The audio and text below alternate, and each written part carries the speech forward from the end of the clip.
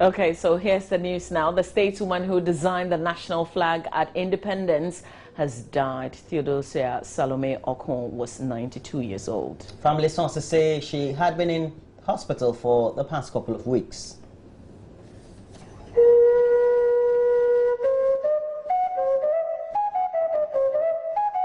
Theodosia Salome Okon will forever remain in Ghana's history books as the woman who designed the national flag. An article about the flag on the Government of Ghana website, ghana.gov.gh, explains her design. Quote, "I decided on the three colors of red, gold, and green because of the geography of Ghana. Ghana lies in the tropics and is blessed with rich vegetation. The color gold was influenced by the mineral-rich nature of our lands, and red commemorates those who died or worked for the country's independence. Then the five-pointed lone star, which is the symbol of African emancipation and unity in the struggle against colonialism."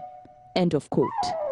Mrs. Okon was also an avid hockey player who championed the game in her day. According to veteran sports journalist Ken Bediako, as chairperson of the Ghana Hockey Association, Theodosia used her influence to make sure the national hockey pitch is where it is now. Theodosia Okon was born Theodosia Salome Esihene on June 13, 1922 at Akimwenchi. She was educated at the Agogo boarding school and later attended the Agogo Training College, where she won a scholarship to the Achimota School to study an art teacher specialist course. Her favorite pastime was Scrabble. Theodosia Salome Okon is survived by 3 children. And Madam Theodosia Okon, in an interview on PM Personality on August, explained what went into a choice of colors and design for the national flag. It came into the independence.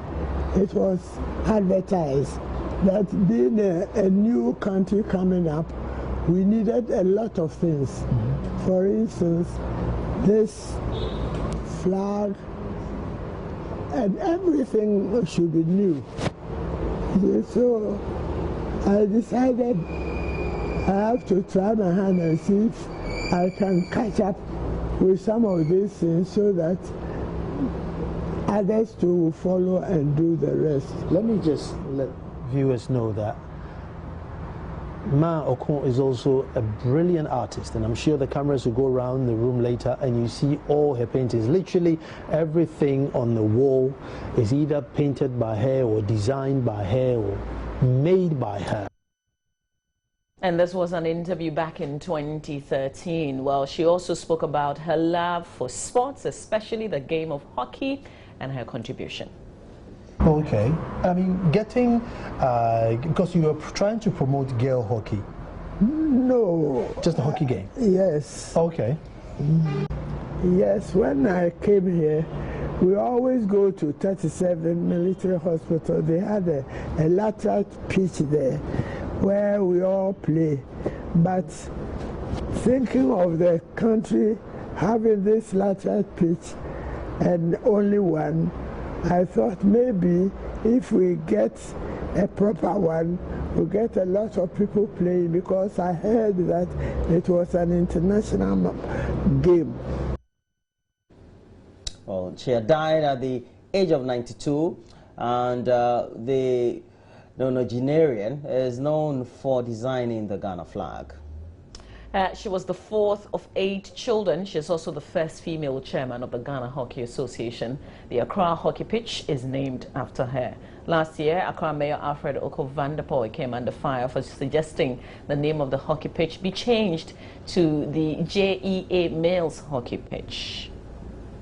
She was born on June 13, 1922 to the Very Reverend Emmanuel Victor Asehene, former moderator of the Presbyterian Church of Ghana, and Madame Dora Asehene.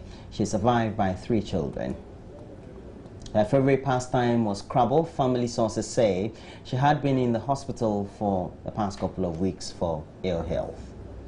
And we stay with the subject a while longer. Retired diplomat and educationist KB Asante spoke to Joy News and paid glowing tribute to the stateswoman who many say gave Ghana one of her key identities in the Ghana flag.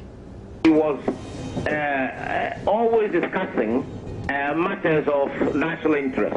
When I met, maybe because her husband was working with President Nkrumah, right. But apart from that, you felt that he was very much interested in the progress of the country and what was happening.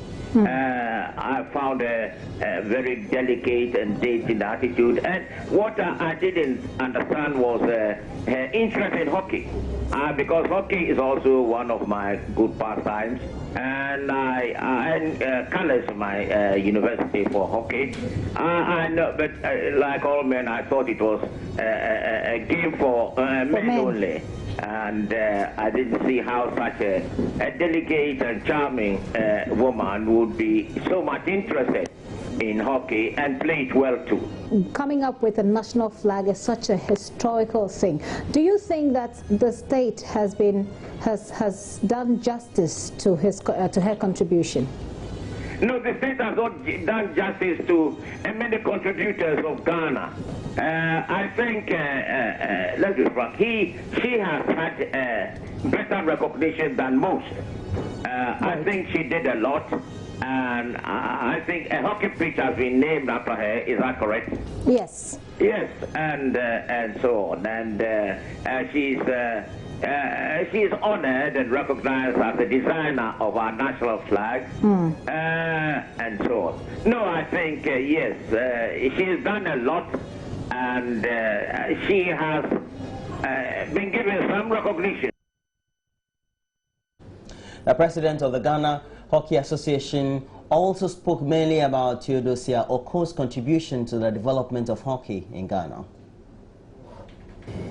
Oh, very sad, because she was a very strong woman. This is one of the past presidents of the Ghana Hockey Association, and she was the president at a time when hockey was really had a lot of military personnel, and she was a strong woman. She was called a strong woman, really, and it's really, really sad. I mean, she was one of those. She played a great part in acquiring the present hockey stadium, the site, the land on which the hockey stadium is built, and then she'll be remembered by lots of people. It's a very sad day indeed, and I mean, we pay tribute to all that she has done for hockey, especially for hockey, and I think that it's a very sad day for her. On to some other stories now. Leadership of the Seventh-day Adventist Church has set up an endowment fund with seed money of 50,000 Ghana cedis to cater for families of last Easter's accident victims. The church said a large portion of the fund will be used to sponsor the education of children left behind by the victims.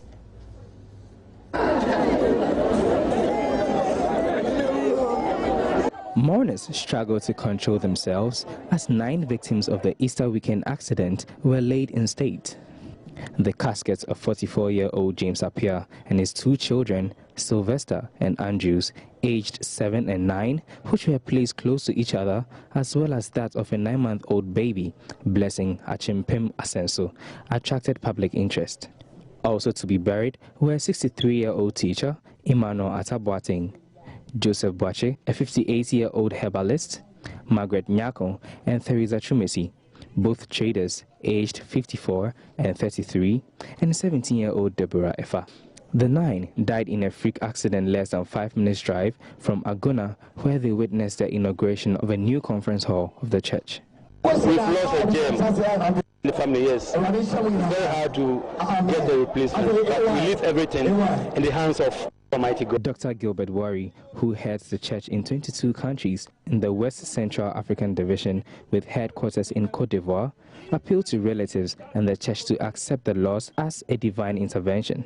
Meanwhile, Communication Director of the North Ghana Union Mission, Pastor Fred Ejeba, said the church is setting up an endowment fund to support the bereaved families. So we plan to get 50,000 Ghana cedis so we can take care of the injured ones. In fact, we have so much bill to settle at the hospital, and we are still looking at what to do with the children of those who have passed away.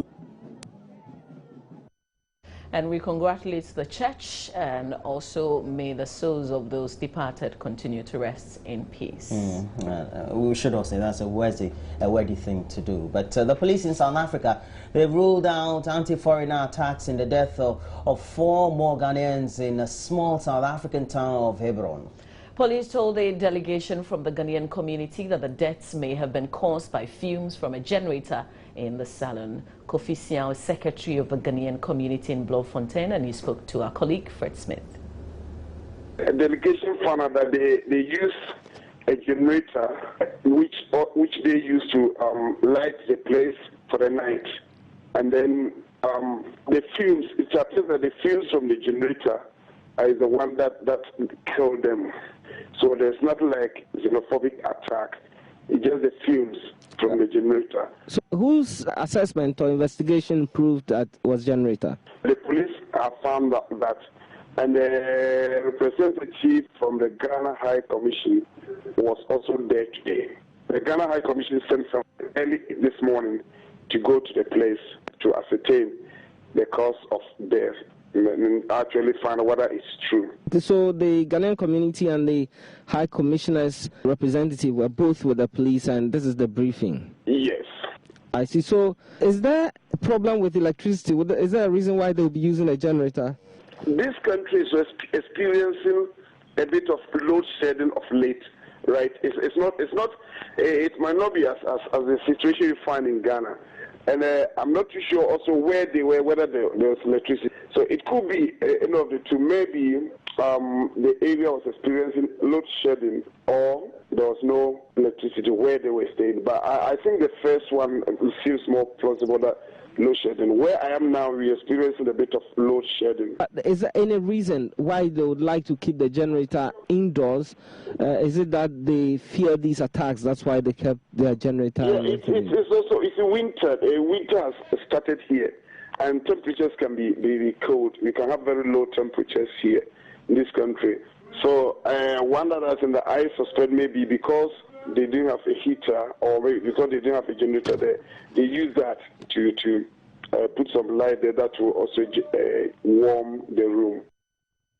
And the Ghana High Commission is expected to receive details of police investigations into the deaths, including identities of the victims. But the latest incident brings the number of Ghanaians killed to 5, all in the period of xenophobic attacks. Ghana's High Commissioner Kwesi Ahoy says he's eager to get some answers from a delegation sent to Hebron. First and foremost, know that the area that we are talking about has not recorded any of the phobic attacks that have engulfed other parts of the country. It hasn't recorded any at all. Now, the question that I am asking, and I definitely will have to have answers to, is how come they had to go and break down the salon?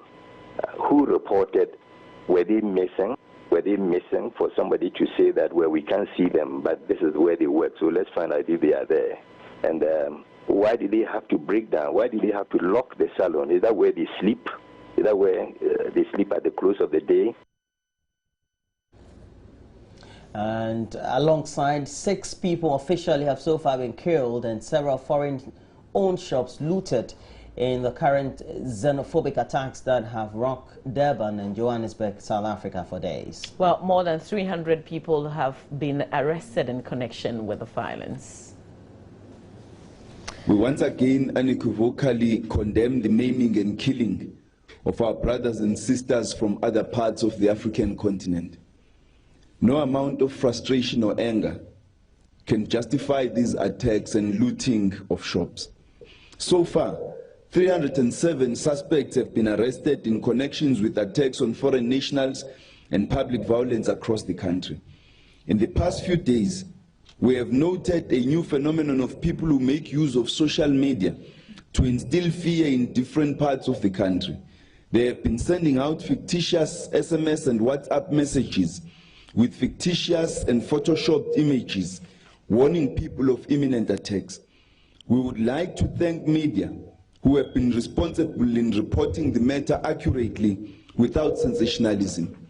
These messages appear to be orchestrated by elements bent on taking advantage of the unease in communities and instill fear amongst the people. They send hysteria and anxiety both among South Africans as well as the peoples of Africa elsewhere in other countries.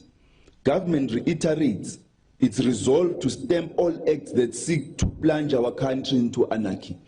The misinformation that has been taking place in the social media should be condemned by all peace-loving South Africans as well as foreign nationals living in our country and abroad.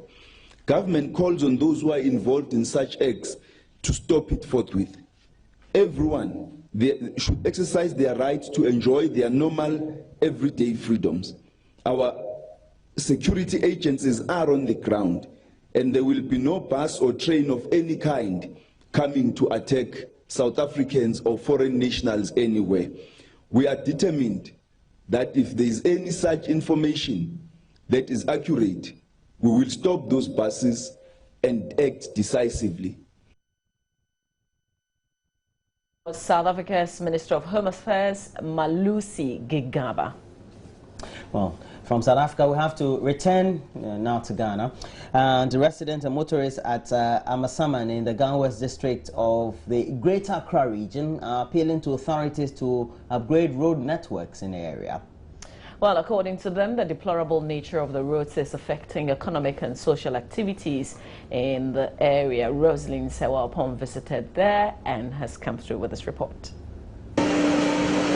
Although Amasaman is the capital of the Ghana West district, residents say the poor road network does not depict the supposed capital. Apart from this stretch of the road, which is tarred, the remaining portions have gaping potholes, making it difficult for vehicular movement. Residents say the bad nature of the road is negatively impacting their lives and businesses. It's a Sunday, and the state of the road presents a business opportunity for these children, as they fill the gaping holes with sand in return for tokens of appreciation. Some drivers who spoke to the news team say they have to frequently replace spare parts on their vehicles. It's so frustrating when coming home. As soon as you negotiate this curve, you begin to think about how to get home. And this has been the oldest, among the oldest districts in this Greater Accra. Ga district, and I think it has given birth to several districts. Ga West, Ga East all came out of this district. But the story about this district, I don't know whether there is actually somebody in control. Go from here down to 3 miles, you have to hustle your way through. And there's no sign, we are not seeing anything, even just common grading, we are not seeing anything done. As you can see, the road is so much in a deplorable state. And one of the challenges this road, or one of the problems this road in its state, this current state is giving us, is that traffic, it causes so much traffic because when vehicles get here, they will have to slow down. So if it has to take you, let's say, just from here to here, it should take you just about, let's say, 3 minutes. But sometimes you end up spending close to 20 minutes on this. And then when it rains there, it becomes mania. The local GPRTU coordinator at Amasamai, Emmanuel Mensah, says drivers and residents will soon demonstrate if authorities fail to take action. The challenge we're having here is the road. The road is bad in such a way that we're trying to even demonstrate. Kate is a yam seller and complains the dusty road occasionally affects her business, as people are sometimes reluctant to buy her wares because of the dust.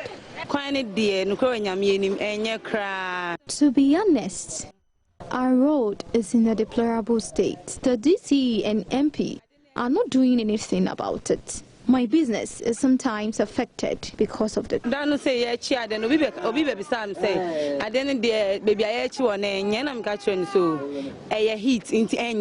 Rosalind Sewa Opong's report for Joy News. And that's it for the news. And you have something you want to update us on? Just to say that there's a lot more news at myjoyonline.com, so you can visit the page and get a lot more news right there. But the AM News brought to you by Coca-Cola. We're back after this to check out what the newspapers are reporting. All right, so to stay on, stick and stay.